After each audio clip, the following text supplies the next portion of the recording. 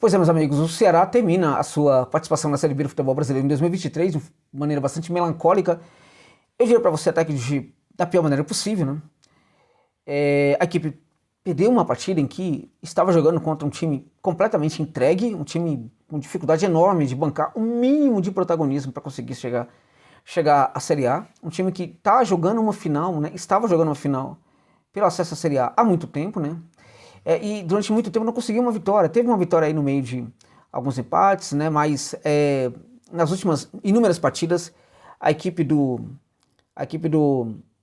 Juventude precisava apenas de uma vitória aí e não conseguiu, e por isso chegou a esta última rodada aí precisando vencer fora de casa para ter o acesso à Série A, né?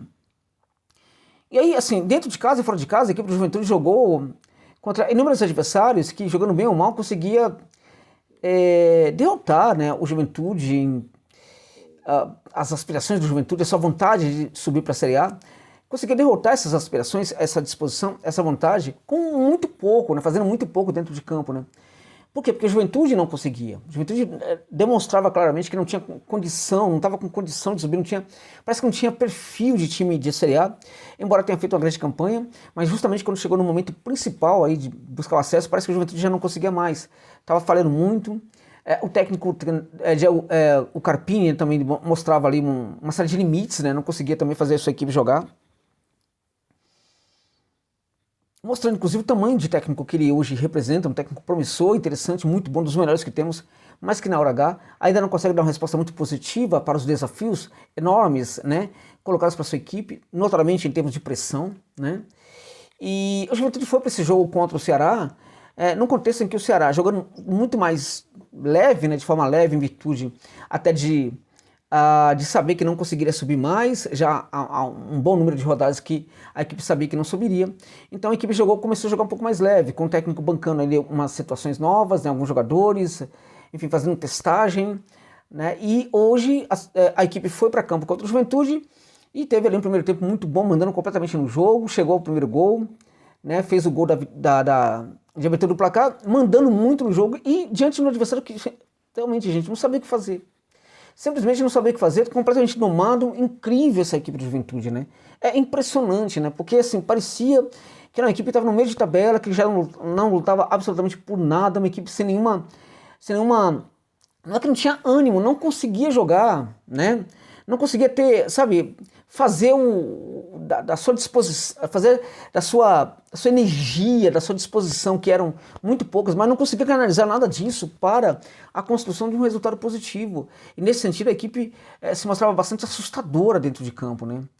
E aí o Ceará consegue facilitar tudo, né? Tem uma situação ali bastante polêmica teve duas situações polêmicas aí, o pênalti, não pênalti, expulsão, não expulsão de um e de outro, tal. O Juventude, no fim das contas, acabou ficando com um jogador a menos dentro de campo, né? E esse jogador a menos do Juventude aí era tudo que o Ceará precisava para conseguir voltar a fazer o gol da vitória, já que tinha recebido um empate ainda no primeiro tempo da equipe jaconeira, né? Então, o que ocorre, em verdade, é que a equipe jaconeira, ela cresce em cima dos inúmeros erros cometidos pela equipe do Vovô dentro de campo, né? Erros assustadores, na verdade, né? Erros assim sendo enormes, maiúsculos, né? Erros na disposição tática, erros na transição para o campo de ataque, erros no entendimento de fazer o mínimo dentro de campo, erros, enfim, da ocupação de espaço muito mal elaborada por alguns jogadores, erros que também não foram ali ajustados pelo técnico ali à beira do gramado, né? É muito importante, é vital, em verdade, que a equipe do Ceará pense, né, seriamente se o técnico atual vai ser o cara para tocar esse projeto de volta da equipe para a Série A, né? Se de fato o técnico atual é o técnico, sim, capaz de trazer a equipe de volta, porque me impressiona às vezes como ele tem dificuldade de fazer uma leitura correta sobre o que está acontecendo em campo. E o que a gente viu hoje foi de novo o cenário disso, né? O cenário de um técnico que tem muita dificuldade quando os desafios complicados são colocados ali também para o seu trabalho. A gente teve hoje exemplo disso, e hoje uma equipe que também foi a campo para duelar contra um time que estava completamente perdido, né, e que tinha um técnico completamente perdido. Tivemos o duelo de uma equipe que foi a campo contra um outro que precisava vencer, mas não tinha condição para isso, não demonstrava condição para isso. E também o duelo de um técnico que foi a campo, né, com um problema. Os adversários colocam situações complicadas, colocam desafios para o seu time e ele não consegue saber o que fazer. Tivemos o duelo também desses dois técnicos hoje. Um deles estava extremamente afetado, né, muito mal mesmo, porque estava vacilando o tempo inteiro, não conseguia chegar a uma vitória mesmo diante da sua torcida, a torcida jaconeira dando muita força, mas a equipe não conseguia responder dentro de campo. Então a situação do Thiago Carpini era muito mais complicada do que a do Mancini nesse sentido. Então era um confronto de dois técnicos que estavam vacilando muito, sendo que o técnico do time adversário estava muito pior do que o técnico Wagner Mancini nesse cenário. Então se complica muito mais dentro de campo quando a equipe jaconeira perde um jogador, né? E aí o que acontece? Os erros, né, e os limites, tanto do Ceará como também da sua comissão técnica, trazem de volta a Juventude para o jogo. Né? A equipe jaconeira consegue fazer o gol, né, com o presidente Vargas, muita gente, né, que torcida também generosa, né, porque foi ao presidente Vargas para apoiar um time ali que, sem dúvida nenhuma, não estava se ajudando, né, e não estava assim, não estava nem fazendo muito para merecer o apoio, o amor do torcedor que foi ao estádio para vê-lo jogar, né, e a equipe simplesmente, assim, acaba levando o terceiro gol de uma maneira bizonha, né, ainda mais bizonho foi o segundo gol, mas também o terceiro gol. Uma equipe que parecia um time de meninos dentro de campo contra um time naquele momento, de homens que sabiam o que fazer naquele momento, né, que já tinha feito o segundo gol, né? Porque a equipe passa a ganhar bastante relevância quando faz o segundo gol, ganha muito mais confiança, enquanto o time do Ceará se perde ainda mais dentro de campo. E a gente viu cenário de transições muito mal feitas, de ocupação de espaço muito mal feita, de marcação muito mal feita, e o Mancini é muito craque em fazer com que a sua equipe marque mal. A gente viu o Ceará saindo da Série B de uma forma bastante melancólica, bastante triste, né? Fica a reflexão sobre o que pode e deve ser o momento da equipe a partir de agora. A construção da volta do time do Ceará para a primeira divisão vai passar, evidentemente, por processos avaliativos severos, né?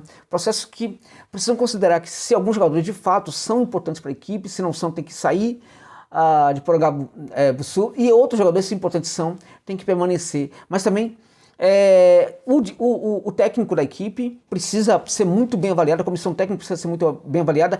Neste momento, me parece que é uma comissão técnica muito patrocinada, muito legitimada, não fez nada para merecer isso, mas neste momento parece que é a bambambam, né? Parece que são os melhores ali que podem estar hoje no Ceará, né? Sobretudo o técnico Mancini e também os gestores, né?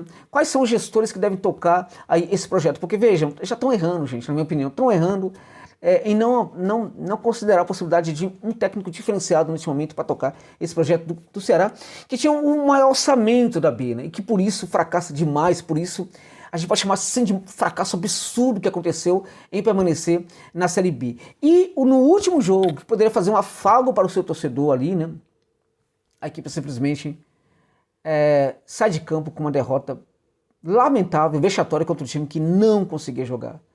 E a despeito de tudo isso, desejar o parabéns aí para a Juventude, porque a despeito de, nesses últimos jogos todos aí, não conseguir mostrar que tinha perfil para subir, construiu essa condição e esse merecimento ao longo da temporada. Então parabéns aí ao Jaconeiro pelo seu acesso aí ao futebol, à Série A do futebol brasileiro. E ele aconteceu no pior momento, né? No momento em que a equipe tinha um homem a menos dentro de campo, precisava construir a vitória, construiu. Então parabéns ao Jaconeiro de qualquer maneira por esse acesso muito importante, né? Agora também lá no Jaconeiro muita coisa precisa mudar. E também, vejam, o próprio trabalho do Carpini precisa ser avaliado neste momento, tá bom, gente? É isso, que o Ceará volte em 2024 para disputar a Série A de 2025, porque o lugar do Ceará é na primeira divisão, não é na Série B.